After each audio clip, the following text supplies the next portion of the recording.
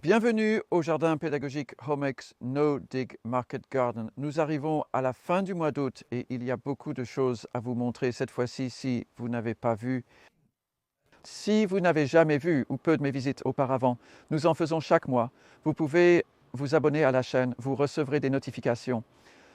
Nous faisons beaucoup d'autres choses. Il se passe énormément de choses ici. En plus du jardinage sans labour, il y a beaucoup de légumes différents. Nous allons en voir beaucoup pendant cette mini-visite. Et si vous voulez le voir en personne, nous organisons une journée portes ouvertes ici, en fait, ce dimanche, le 3 septembre aujourd'hui. C'est lundi, le 28, je crois, août. Donc, pour situer le contexte, nous sommes à la fin d'un été où il a pas mal plu. L'été a été plus humide ici que les précédents. Nous avons eu environ 7 pouces, soit 170 mm de pluie au cours des 7 dernières semaines.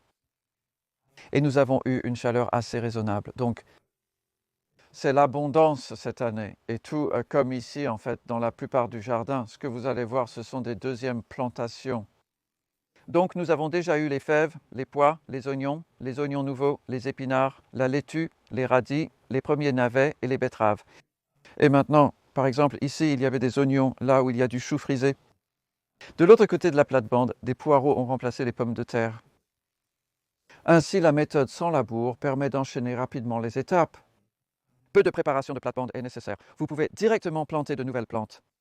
Je ne fais pas une rotation stricte sur 4 ans. J'aime varier les cultures.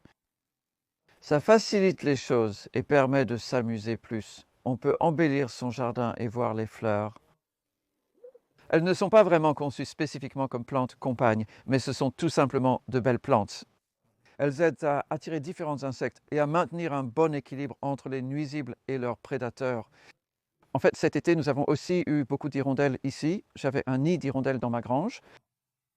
Chaque matin, à notre arrivée, elles gazouillent toutes en déféquant sur le sol. J'ai remarqué qu'elles sont parties il y a quelques jours seulement. C'est plutôt vide et un peu triste maintenant. Voici les plates-bandes d'essai avec et sans bêchage. Ici, c'est sans bêchage, là avec bêchage. Je bêche chaque décembre. C'est l'un des nombreux essais que j'effectue ici. Jusqu'à présent, cette année, nous avons récolté 50 kg de légumes sur la plate-bande sans bêchage et 44 kg sur la plate-bande bêchée qui a la même quantité de compost. Je constate ce schéma presque chaque année depuis 11 ans que je mène cette expérience. Il y a eu une différence de 12% jusqu'à présent sur 10 ans en faveur de la plate-bande sans bêchage avec la même quantité de compost. La culture sans bêchage est un moyen efficace d'utiliser le compost. Et vous pouvez voir qu'il y a encore beaucoup de récoltes à venir, donc ce n'est pas encore un résultat final. Toutes des secondes plantations à nouveau. Nous nous dirigeons en fait vers la serre.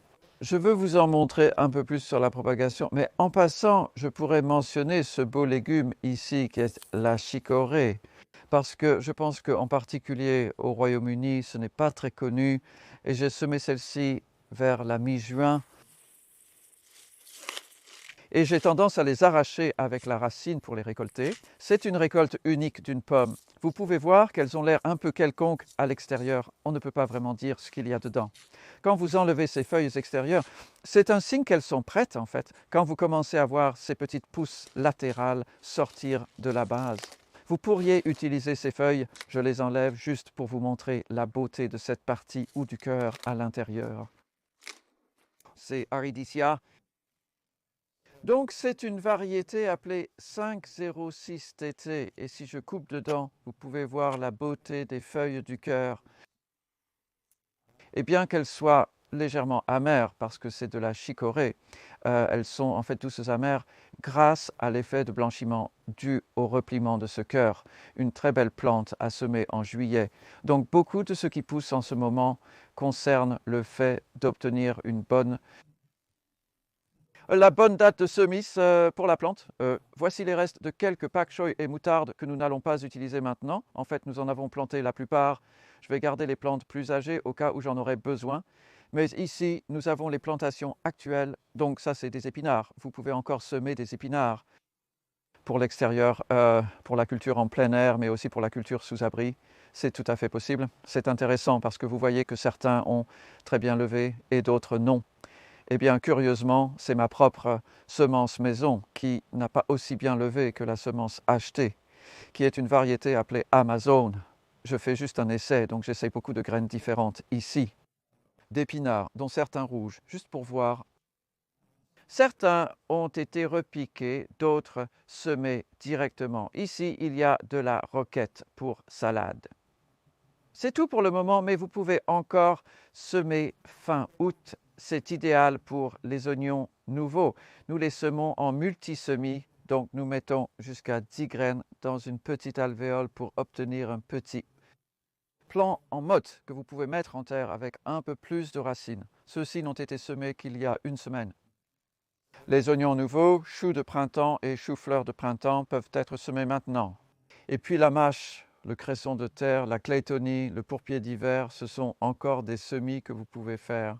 Si vous avez des espaces vides, semez-les directement dans vos plates-bandes. Et regardez ce qu'il y a aussi ici. Nous avons deux choses intéressantes. L'une d'elles, c'est l'asperge. Donc ça, je l'ai semé un peu plus tard que d'habitude, en fait, en avril plutôt qu'en février. Ça ne me dérangerait pas si c'était un peu plus gros, mais regardez le système racinaire qu'il a. C'est une façon très viable de cultiver des asperges que vous pourriez essayer au printemps prochain. Mon moment préféré est en février. Avec un peu de chaleur, on obtient alors une grande plante. Certaines transplantées en juin ont vraiment bonne mine. Donc des asperges à partir de graines, puis primates. Il y a un bon vieux mélange ici, celui-là extraordinaire. Ça vient de vraies graines et c'est une variété appelée magie bolivienne. Donc quand elles ne sont pas mûres, elles sont violettes. En mûrissant, elles virent à l'orange. Les plus mûres arborent un rouge éclatant. Et chacune de celles-ci a vraiment du piquant. Donc j'utilise celle-ci par exemple pour préparer et offrir des déjeuners aux personnes qui suivent des cours ici. Will, qui cuisinait hier, en a mis 3 et c'était largement suffisant pour environ 17 personnes. Celle-ci est aussi un piment, croyez-le ou non, appelé Anaheim. On a mis ça dans une salsa préparée avec des tomatillos et c'est plus fort que ça en a l'air. Ça ressemble un peu à un poivron. En observant ici, on peut voir un piment remarquable appelé Astor. Je suis fier de vous montrer celui-ci parce qu'il fait partie des rares. Je n'ai pas eu une année brillante pour les poivrons ici. Il n'a tout simplement pas fait assez chaud. Nos étés ne sont pas chauds, mais il fait plus chaud dans la serre. Ils poussent donc mieux dans la serre que dans le tunnel plastique. Et une chose difficile avec les poivrons, je trouve, c'est qu'ils font ces longues branches, surtout vers la fin de l'été, et elles commencent vraiment à apparaître maintenant, en fait. Je dois cueillir ces poivrons jaunes pour laisser de la place aux plantes afin qu'elles produisent plus de poivrons verts. Les branches deviennent longues et à mesure que les poivrons grossissent et s'alourdissent, ils les tirent vers le bas. Si tu n'y fais pas attention, ils risquent de casser les branches. Donc je dois mettre une autre ficelle pour soutenir celle-là. Il faut être vigilant, je dois être vigilant. En maintenant le support en place, nous avons vraiment une abondance incroyable en ce moment. Tout semble vraiment solide. De magnifiques œillets d'Inde. De la laitue que nous récoltons régulièrement. Du fenouil là-bas que nous avons repiqué il y a quelques semaines. Donc, il s'est passé beaucoup de choses récemment en termes de nouvelles plantations. La bête à cardes rubis que nous avons plantée il y a environ 3 semaines, et là-haut, nous en avons déjà cueilli un peu.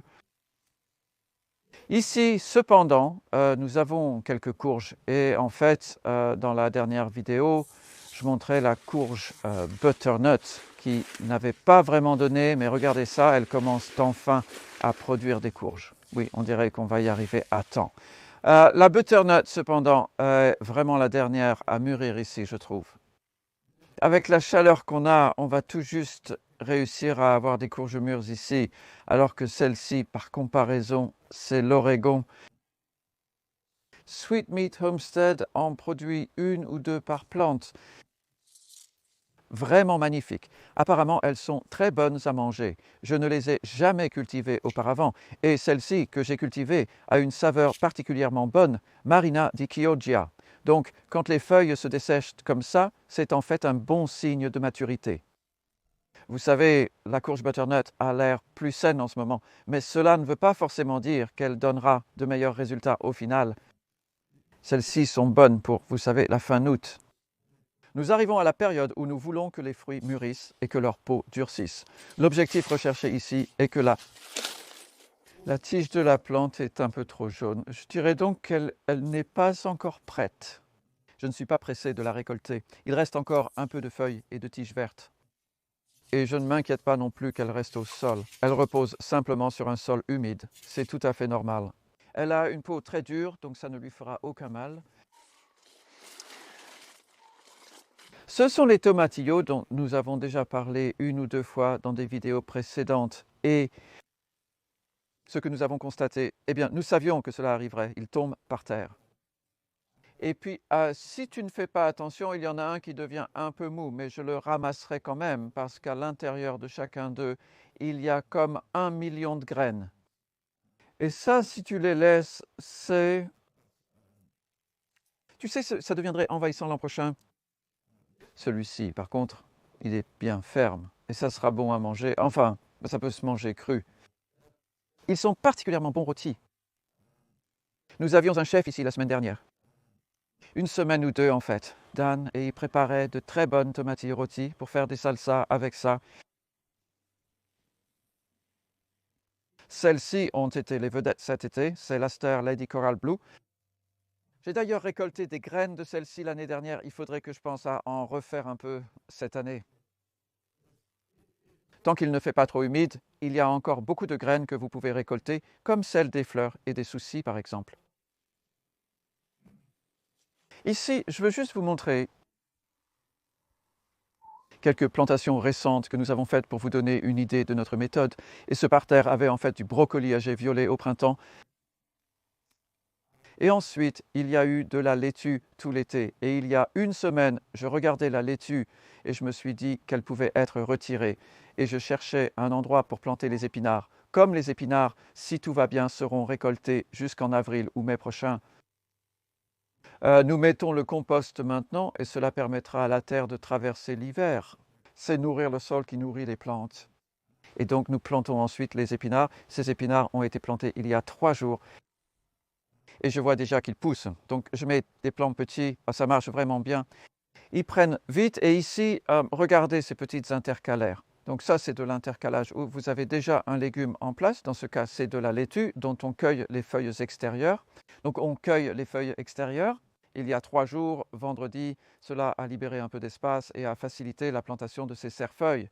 Donc ça, c'est du cerfeuil qui a été semé environ 1 mois plus tôt et le cerfeuil remplacera la laitue dans environ 4 semaines si tout se passe bien. Nous aurons du beau cerfeuil tout au long d'octobre et même en novembre. Ce sont les haricots vus la dernière fois.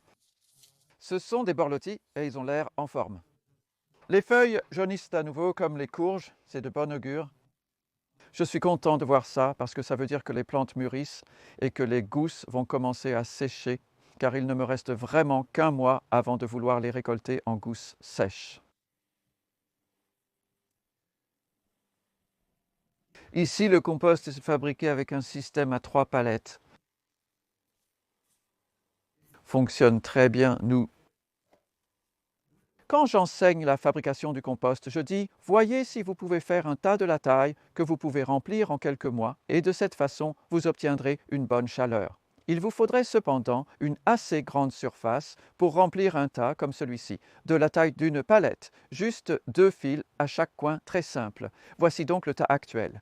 Nous y mettons un mélange de vert et de brun. Le brun, dans ce cas, c'est du vieux copeau de bois. Vous pouvez encore voir des morceaux de bois comme celui-ci par exemple qui proviennent d'un élagueur. Cela a 8 mois et il reste encore des morceaux de bois, mais cela aide à équilibrer le verre, qui dans ce cas est constitué en grande partie de tonte de gazon. Comme vous pouvez le constater, la température est assez élevée. Il fait plus de 50 degrés, assez chaud pour tuer les mauvaises herbes, bien qu'il n'y en ait pas beaucoup ici. Si je soulève un peu de ça, vous verrez la vapeur qui s'en dégage. Cette chaleur provient principalement des tontes de gazon, une excellente matière première pour le compost, à condition d'y ajouter suffisamment de matière brune. De l'autre côté, il y a le tas terminé il y a 2 semaines, donc depuis 2 semaines, plus rien n'y a été ajouté. Sans enlever les bâches, vous pouvez constater sa diminution significative. Il était ici il y a 2 semaines et il est déjà descendu jusque-là. C'est le côté triste du compostage. On se retrouve avec moins que prévu. En fait, ce sont 2 tas en un ici. Donc, chacun des tas sur les côtés, on les retourne dans ce tas du milieu et la température, celui-ci a été retourné il y a environ une semaine et déplacé ici. Vous pouvez voir qu'il est encore assez chaud en fait, et ça veut dire qu'il n'y aura pas encore de verre. Je ne pense pas, parce que 35 degrés, c'est presque la température d'un bain chaud. Ouais. C'est la matière première pour les verres. Ils arriveront sûrement ici quand ça refroidira. Ça a environ 3 mois et demi. Donc je suis plutôt content de ce que ça donne. Si tu avais besoin de compost ou si tu voulais en étaler ressemblant à ça, tu pourrais l'utiliser à ce stade. C'est vraiment un compost tout à fait correct. Mais si tu n'en as pas besoin, alors garde-le couvert comme on le fait là. Ça empêchera la pluie d'entrer. On pourrait en fait mettre de la tôle ondulée dessus et ne l'utiliser que quand tu en as besoin.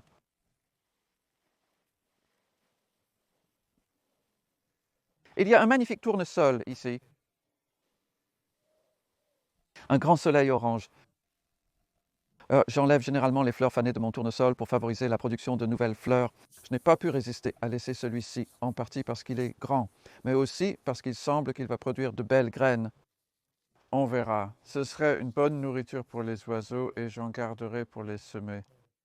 Regardez ça, la façon dont ça fait ça, c'est vraiment incroyable. J'aime les tournesols. Certains affirment qu'ils sont allélopathiques, signifiant que d'autres plantes n'aiment pas pousser à proximité. En réalité, vous pouvez constater que c'est faux. C'est plutôt qu'ils pompent beaucoup d'eau du sol. Et donc, pendant un été sec, je remarque que les plantes proches des tournesols sont assez petites, mais en tant que plantes compagnes, en fait, elles sont plutôt sympas.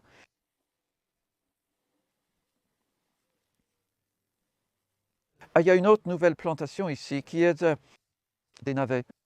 Ce sont des navets semés en groupe. Tokyo Cross, et ils devraient être récoltés d'ici octobre. Et ils sont bien plus sucrés que l'ancien navet traditionnel du Japon. Je les adore pour l'automne. La bâche en filet sert à empêcher les insectes d'entrer. Il y a en fait quelques altises piégées là-dedans, mais c'est surtout pour les insectes. Et là-haut, ce sont des oignons qui montent en graines. Donc, lors de ma précédente vidéo de visite, à la fin juillet, nous avons vu ceux dans le tunnel plastique, qui étaient les mêmes oignons plantés en même temps, et ils sont déjà arrivés à maturité pour les graines. Nous avons obtenu de belles graines d'oignons bien sèches pour les semer au printemps prochain. Ils ne sont pas encore prêts, c'est la différence. Et avec l'été qu'on a eu, certaines des graines qu'on a essayé de conserver ici dehors ont tout juste réussi. C'était limite. Voici des asperges âgées de 11 ans. Elles ont l'air plutôt vigoureuses. Elles reçoivent environ 1 pouce, soit 2 cm et demi de nouveau compost chaque fin octobre-novembre, après qu'on ait coupé les tiges lorsqu'elles meurent vers la fin de l'automne.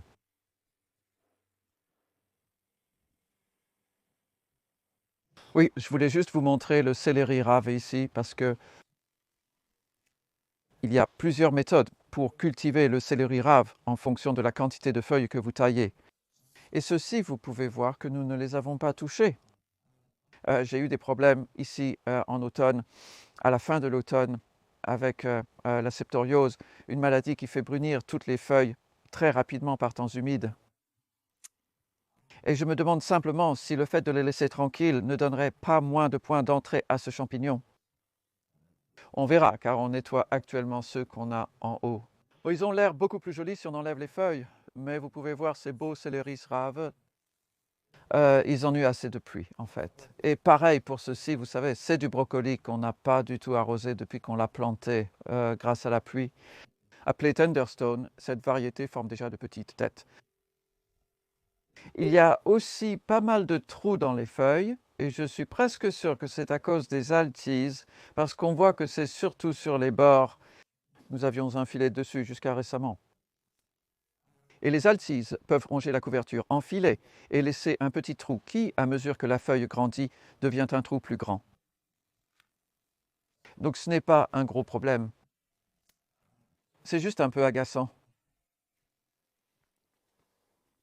Tout ce que vous voyez ici, c'est une deuxième plantation et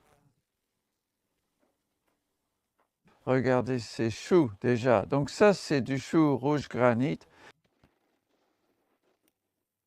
Et je les ai plantés le 9 juin après les épinards. Donc c'est une plante fantastique à cultiver. Ils ont été semés le 4 mai. Et ils ont été semés en même temps que ces choux ici qui ont comblé une fissure. Et vous pouvez voir qu'ils vont mûrir un peu plus tard. Donc si vous en obtenez, ils sont plutôt précoces. Je ne sais pas si j'ai envie de manger tout ce chou rouge ou si je peux le vendre. Et les gens aiment ça, c'est sûr. On fera probablement aussi des cornichons et des conserves avec. Le chou est vraiment quelque chose de très utile. Et ceux-ci sont en fait, vous savez, si vous voulez des choux plus tard, ces choux de Savoie sont parfaits pour ça. Ils ont été plantés le 17 juillet, il y a environ 6 semaines. C'était exactement il y a 6 semaines. Ils sont en terre depuis 6 semaines et ils ont eu le même traitement que ces brocolis en fait. Ils avaient un filet dessus. J'étais à court de grillage à ce moment-là. La différence ici, c'est vrai que les nuisibles ont causé plus de dégâts, entraînant la perte de quelques plants à cause d'insectes et certains ont été grignotés. Même la feuille en forme de cœur. Les mouches du chou ont fait des trous là-haut. Ce n'est pas parfait, mais il y en a suffisamment ici pour que ça aille. C'est aussi un essai sans rotation, la 9e année de poireaux dans le même carré après les pommes de terre. Il y a de la laitue après les fèves. Il y a des panais après les oignons nouveaux ou semés entre eux. Et tout en haut de la plate-bande, il y a des courges. Donc ce sont des courges curry, les jolies rouges. Elles mûrissent plus tôt, quasiment les premières. Si vous êtes dans un climat plus frais et que vous voulez cultiver des courges d'hiver, elles sont une option vraiment intéressante.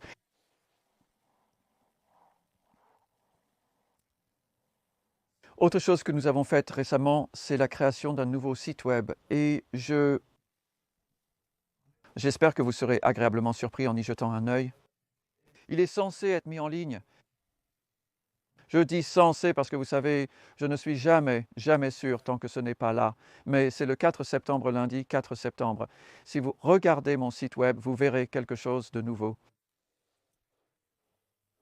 Je regarde aussi ces poires. Je ne suis pas un excellent cultivateur de fruits. Je dirais que je fais de mon mieux et que c'est bio. Nous avons donc eu pas mal de dégâts causés par les pucerons au printemps, mais la pluie d'été leur a vraiment été bénéfique. Et c'est une variété appelée Concorde. Comment savoir quand elles sont mûres? Normalement, je ne m'attendrai pas à ce qu'elles le soient à cette période. Il faut la soulever comme ceci. Oh mince, celle-ci est presque celle-là. En fait, pas tout à fait. Non, mais vous voyez, elle tient encore. Ça suggère qu'elle est presque prête. Je me demande si je devrais cueillir cette poire. Mais quand on cueille une poire, elle n'est pas mûre. C'est le principe. On les cueille avant maturité. Quand vous la soulevez comme ça vous indique qu'elle est prête à être cueillie et ensuite vous la gardez quelque part. Si vous la gardez au frais, ça prendra plus de temps ou dans votre maison un peu plus chaud, peut-être qu'elle sera mûre dans un mois, peut-être. Il faut les surveiller. Car si vous ne les mangez pas à maturité, elles deviennent trop mûres après. Donc il y a des fruits intéressants ici. Et celui-ci, je l'aime bien, la Golden Drop de Co. Et elle porte vraiment bien son nom. Elle ressemble vraiment à une goutte dorée. Et oh oui, regarde ça, des guêpes. On a eu beaucoup de guêpes cette année et celle-là s'en donne vraiment à cœur joie. C'est là que la poire a commencé à pourrir. Quand elle commence juste à pourrir comme ça, heureusement pas toutes, mais si c'est le cas, ça veut dire que tu as une belle poire mûre là où ce n'est pas pourri. C'est le sucre que la guêpe recherche derrière ça. Mais si tu laisses cette pourriture brune, on aurait ça aussi sur les pommes. Et je sais que pas mal de gens en souffrent et je n'ai pas de remède pour ça. Je mets ça au compost, aucun problème pour moi. Je le ramasserai plus tard. Vous pouvez voir que c'est seulement de temps en temps, pas sur chaque fruit. Et ceux-ci sont remarquables parce qu'ils pendent ici comme ça, semblant prêts et tentants pendant longtemps. Mais j'ai remarqué que celui-ci est mou. Je pourrais le laisser plus longtemps, car vous voyez que ce n'était pas si facile à détacher. Mais je voulais juste vous montrer à quoi ils ressemblent quand ils sont mûrs. Un autre signe serait en fait, oui, regardez ça, il s'est détaché de la pierre magnifiquement. Donc je vais partager ça avec Nicolas qui filme et je vais juste goûter celui-ci moi-même. J'ai ici un réfractomètre que j'utiliserai la prochaine fois. Oh, c'est délicieux. Ce n'est pas le plus sucré, mais la saveur est magnifique. Et moi, j'espère que le son n'était pas trop fort, mais la texture reste très ferme. Ferme, mais vous savez, vraiment agréable comparé, disons, à ces Victoria. Vous pouvez voir qu'elles sont super abondantes. C'est parce qu'en fait, nous ne les avons pas assez éclaircies. Bien sûr, j'aurais aimé qu'on les éclaircisse un peu plus parce qu'en fait, le résultat, c'est qu'on demande à cet arbre de faire mûrir beaucoup de fruits alors que les feuilles ne sont pas aussi abondantes que je l'aurais souhaité. Donc, ils mûrissent plus lentement que d'habitude et devraient être plus mûrs. Mais si je secoue l'arbre, oui, vous verrez qu'il y en a quelques-uns. C'est en supposant que vous allez les manger rapidement. Faire ça, c'est une façon de trouver les bons fruits parce qu'ils vont tomber. J'espère que vous avez apprécié la visite et n'hésitez pas à jeter un œil à mon nouveau site web le 4 septembre. Peut-être qu'on se verra ici le 3 si vous n'habitez pas trop loin.